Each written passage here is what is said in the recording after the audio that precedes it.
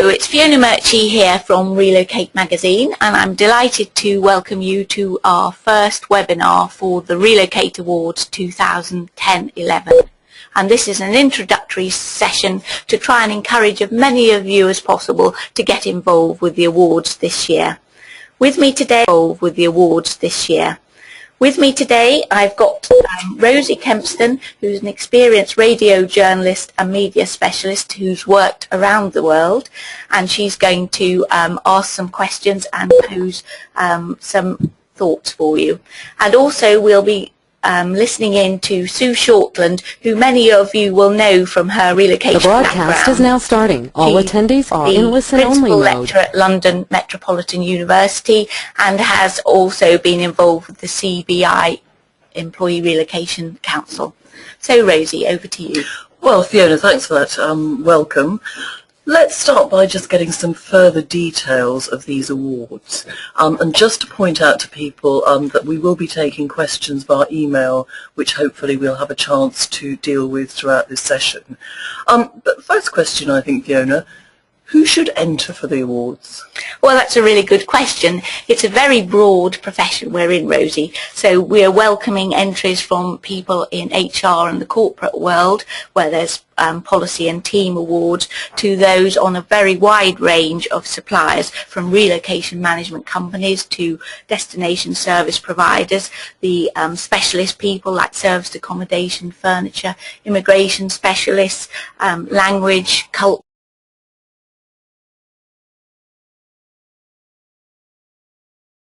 a whole host of people who can now get involved. So a big spectrum of people, but what's in it for them? Why should they enter?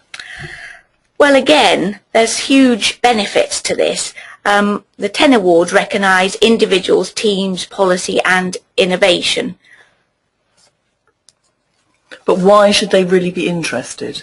Well, it raises your company's profile and your own, whether you're from a bigger organisation or a small one. And indeed, relocation is very complex these days, particularly international assignments, which involve things like tax and immigration, plus managing the employees, property, schools, all those sorts of issues. And on the domestic side as well, it's very complicated by things like tax, property, family support issues, spouses and partner issues. The other thing is it really helps you in your business planning. It really helps to take time out and really look at what are the main functions you do, are you doing them effectively, what's working well. It's very beneficial to drive up standards across the industry, because I don't think people appreciate just what is involved and how well people are doing. So what about, for example, recruitment? It must be important there. It is, and even though it's perhaps not the most buoyant time for recruitment, if you are an award winner, then that certainly attracts top talent to you. And of course, on the other side of the equation, retention. Relocation is all about retention, and a bad experience on the relocation side can mean have huge implications for the company, with lots of money tied up in moving people around the world and in the UK. And of course, it's a huge motivation and team booster for those getting involved. It'll increase your success, and as we know, success breeds success. And it's really a time of waving the flag for what you do, whether you're on the corporate side in a huge multinational or a small company, or whether you're on the supplier side, that everybody can see what you've achieved. So there's obviously a lot of people who are eligible to enter this. You've mentioned briefly that there are several categories. What are the sort of categories exactly? Well, again, these are on the corporate side. For HR people, there's the Best Relocation Strategy Policy, and also the Inspirational HR Team of the Year. And then there's a great technology category, which can encompass people from both sides of the fence, and we're trying to attract new and exciting things. Could be anything from cross-cultural tools to relocation management software to HR software that has a relocation implication. For people new, For people new to the industry as individuals or new products, there's a rising star, which is a great thing for people to get involved with. And on the property side, our best property provider or solution always gets a nice wide range of people from service accommodation to furniture getting involved. So this year, have you got any particular sort of new award categories? Yes, we've been thrilled this year.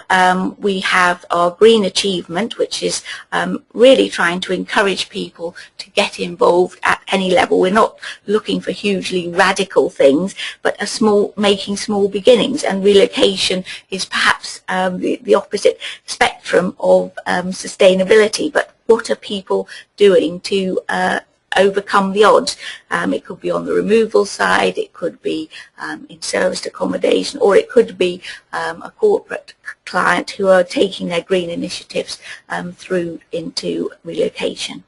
Now, I think I'm right in saying that all these categories, these award categories, are sponsored.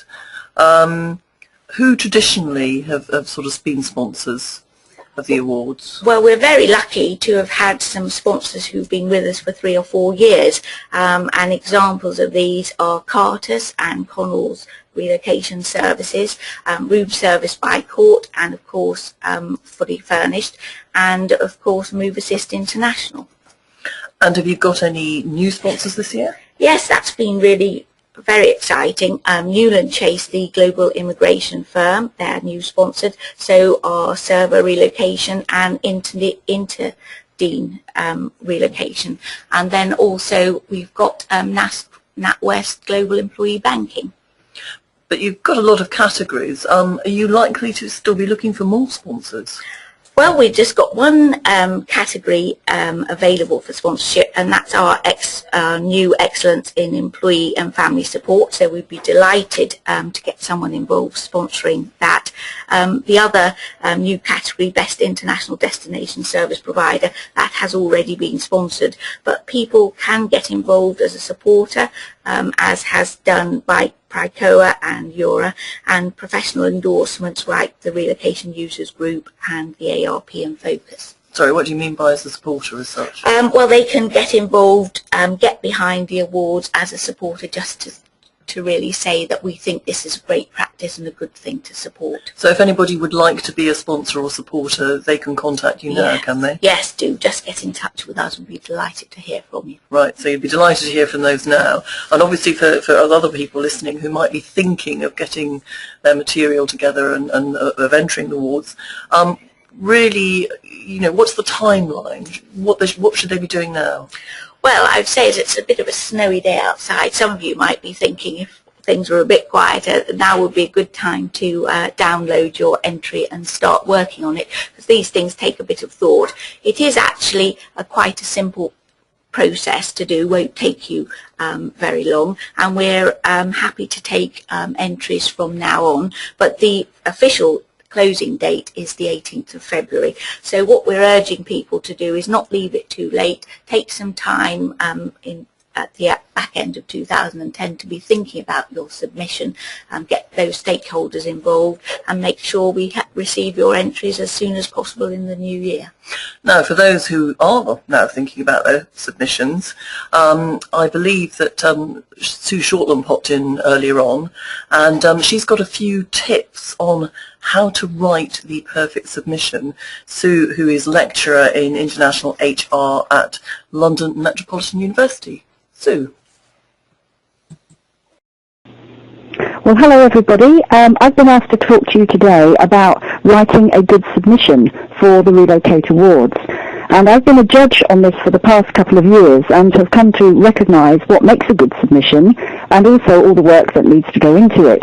But I don't want to put you off, because it is well worth the effort and well worth doing.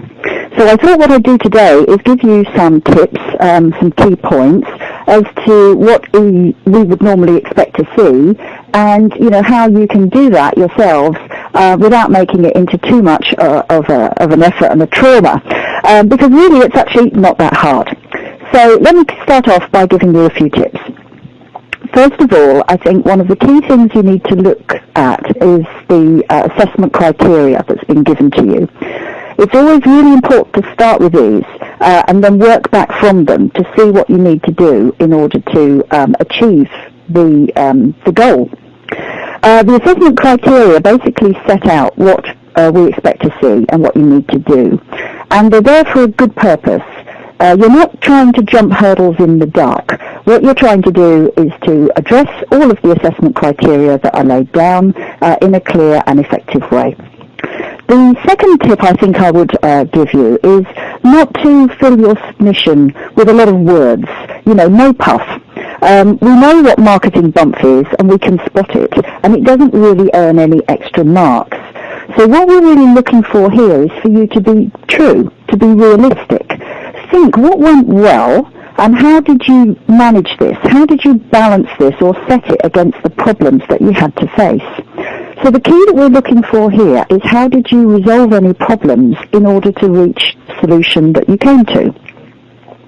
The third tip, I think, is about the outcomes.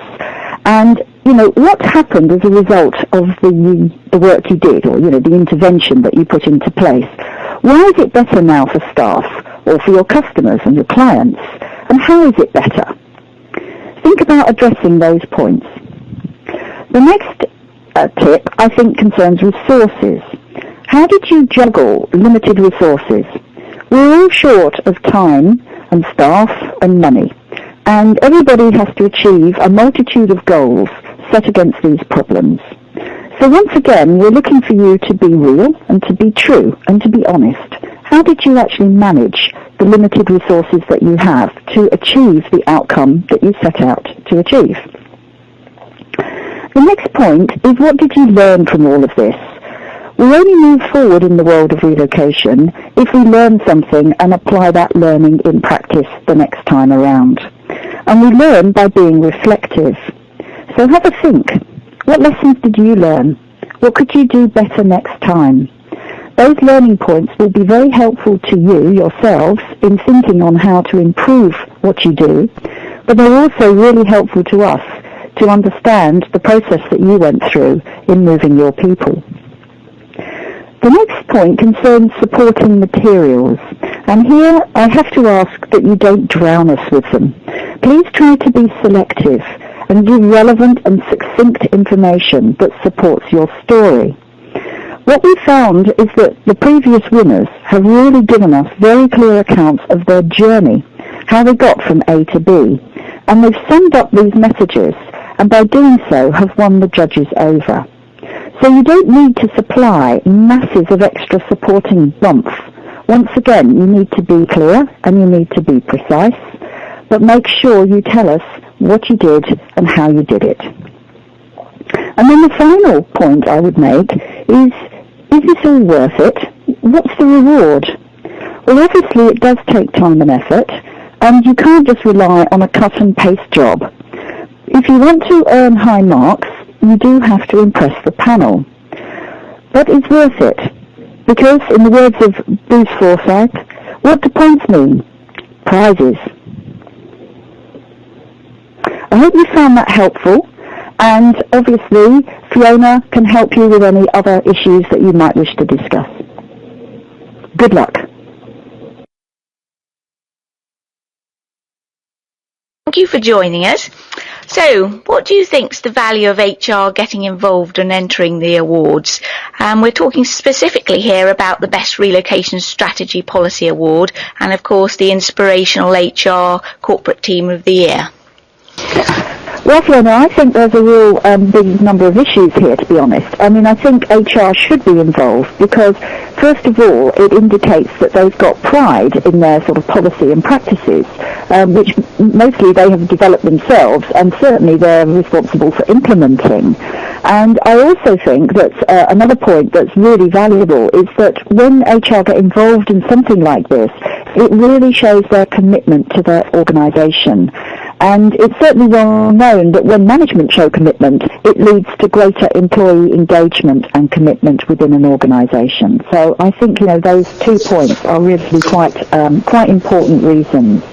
And of course, a good practice deserves to be showcased, and entering the award is very useful for demonstrating best practice, and certainly very useful for sort of benchmarking with other companies. Yeah, great. Well, that's really encouraging, Sue. Thanks very much. As you know, this year we're hoping to widen out the HR team category and encourage, as well as HR managing international assignments and domestic relocations, those who are perhaps involved in talent management and resourcing. And of course, there are also individuals who are responsible for relocation, but perhaps don't feel they have a wide enough team because there's only them. But of course, they're working with other departments, perhaps the benefits department, tax, immigration, their travel department, and then there's their outsourced relocation management company and the other people in their team, like external suppliers. So what would you say to them to help them consider entering the team award this year? Well, certainly from what you say there, Fiona, it really does show how the HR people are part of such a wide team. I think it is really important to point out that relocation professionals just don't work on their own. Obviously, when you're working in relocation, you've got to have involvement with line managers, functional managers, employees, families, relocation service companies, and so on. So you may be part of a big team, or you might be working just on your own, but whichever way you look at it, you've got links with all these different people and different groups. And I think it's really important that you should show the willingness to work as a team player, because obviously what it does is it generates trust and helps build excellent working relationships. So I think that's probably the message I would give to that. An inspirational team is a team that actually helps to build really good relationships, to get things going, get things moving, and achieve the objectives against, dare I say it, all the odds. Well, that's really great, Sue, and let's hope that really encourages people to get involved. And then finally, from your perspective, what makes a good HR submission for both the Policy Strategy Award and also the HR Team Award that we've been talking about? I mean, what really are the judges looking for? Well, I think the thing is here is that we're obviously looking for a lot of different issues, but probably the main ones that I would pick out is to talk about really what did you actually do and why, and what were the problems that you had and how you overcame them. I think, we're not expecting people to give us perfect answers and perfect solutions, because we know life isn't perfect. It doesn't work like that. And things can work well and things can work not so well. But at the end of the day, what did you learn from what you did? How did you get things to work well rather than go wrong? And if things did go wrong, how did you put them right? And in essence, I think what makes a good HR submission then, in answer to your question, is about honesty and telling us what really happened, what was your journey, what went right on the journey and what went wrong, and how you actually achieved your objectives in the end. And obviously what we would like to see, if at all possible, is where you've shown sort of an innovative approach. What have you done that's a bit different? Where did you have to move away from, standard approaches and do something just a little bit different to get what you wanted to achieve? And if you can do that, it really can be very motivational. It provides a very motivational tool and helps your team work well together in the future, and shows how you can work towards achieving a shared goal. Thank you so much, Sue. That was really very enlightening, and I do hope a lot more people will be encouraged to enter. So thank you once again. Well, thank you, Fiona. I'm looking forward to seeing a really great batch of entries this time around. So good luck, everybody. There we are. There's Fiona and Sue looking forward to a big batch of entries. Just to remind you that you are listening to the webinar here about the Relocate Magazine Awards, which will be next year. We have been receiving questions via the email, picked up a few of them already. Fiona is still here with me. To sort of give her thoughts. I think one thing that's a lot of people are focused on, Fiona, is people who do apply for these awards. Is it a sort of direct entry by an individual or a company, or do they have to be nominated? No, they're not nominated. You apply in 9 out of 10 of the categories, you download the entry form and enter yourself, your team individually, and answer the criteria as Sue outlined. But there is one award category, which is Personality of the Year, where we are looking for people to nominate someone who has really contributed in an outstanding way to relocation over many years, and that one category is a nominated category. So we would welcome emails from people if they'd like somebody to be put forward for Personality of the Year 2010-11. Any indication on that one of would it be a sort of company, somebody putting forward by a company or an individual sort of separate? I mean, what sort of person would it be? Well, it can be on either side. Our first winner was Carol Moore, who worked for GSK, and then recently we've had Ian Crichton, who was on the supplier side, and also we had an education consultant as well. So it's very much open to anyone who has contributed over the years and has made an outstanding contribution. You mentioned a couple of the previous winners there, but just to give a sort of broader picture, I think people will be interested to know, what other sort of people or organisations have you had winning before? Well, they're across the board over 3 or 4 years. People will know on the HR side, we've had Nats and Sandra Barker and her team have won HR awards. We've had Jones Lang LaSalle, and we've had Ernst & Young on the HR side. With regard to technology, they've ranged from Move Assist to Move One Relocation with their exciting city videos.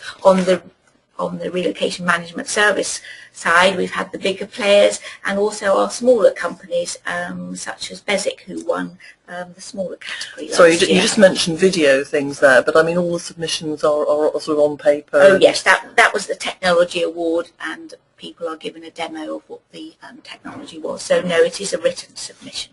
Right. I think another question having come in is who judges these awards? Well, it's a complete panel of independent judges, and we select a team of people, and they are announced in the new year across the board, and they're not anything to do with they're not sponsors, and they're not Relocate magazine, so it's across covering HR people and supplier people who get involved, and it's independent. And what sort of date are we looking for? I don't think you've got a specific date yet for the awards, but any ideas on when they might take place? Well, obviously the entries have to be in by the 18th of February, and then the shortlist is announced in March, and then of course we have our fabulous Gala Awards dinner, which is to be held in May. Having said that, our date is slightly to be confirmed due to the royal wedding, but we're going to be announcing that shortly. Lovely. Fiona, is there anything else that you would sort of like to add about these awards that you don't feel has been highlighted? Is there sort of one specific thing you really want to highlight? I'd just say to people, give it a go. I've spoken to people in the past after the awards and the awards dinner who said, oh, I really didn't realise a company as small as me or myself as an individual could get involved.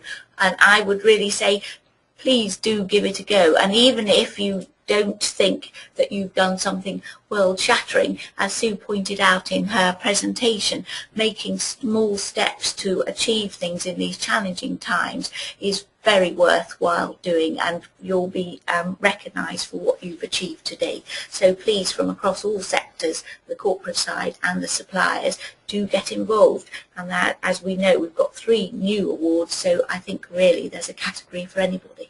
And obviously you're hoping for many entries. I mean, how many years has the awards been running now? Well, we're into our 4th year now, Rosie. Right, and sort of, what sort of percentage increase do you think you'd like to see on entries over last year? Oh, well, I mean, it'd be wonderful if we get another 25% or even more. The sky's the limit. We'd love to get as many people involved as possible. Right, well, we're probably sort of getting close to the end of our time. We need to wrap up there. So, Fiona, just sort of one last word. What do you think are the main points right now that people need to focus on?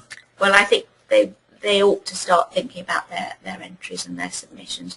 So take some quiet time if you've got it before now and the end of the year and start planning out your entry. If you've got any problems you come across and you want clarifications, or perhaps you're not quite sure which category is right for you, then do get in touch with the Relocate office and we'll be delighted to help. Because what's actually involved? I mean, is it a long form, or, you know, what do people have to do? Well, they simply have to download the form, which is on our website at relocatemagazine.com. There's an entire awards section. There's details of last year's winners and previous years, lots of tips on how to write your submission. So I think there's everything you need to know on the website. And is it something people should agonise for days and months over? I don't think so. I think they'll find it's really quite straightforward. And you've got a team of independent judges, and the assessment is done by category, is it? Yes, that's right. The judges work in teams on their specialist area, so that there's no individual taking sole responsibility. So it is really very independent. Can people enter in different categories? Oh yes, you can enter a number of categories. It is free to enter, there's no charge, but if you do enter 3 categories or more, there is a small administration fee, but 1 or 2 categories it's completely free. And when are you going to draw up the shortlist? That'll be sometime in March. And the winners are announced at the gala dinner? At the gala dinner, which will be the second week in May. Thank you very much for that, Fiona.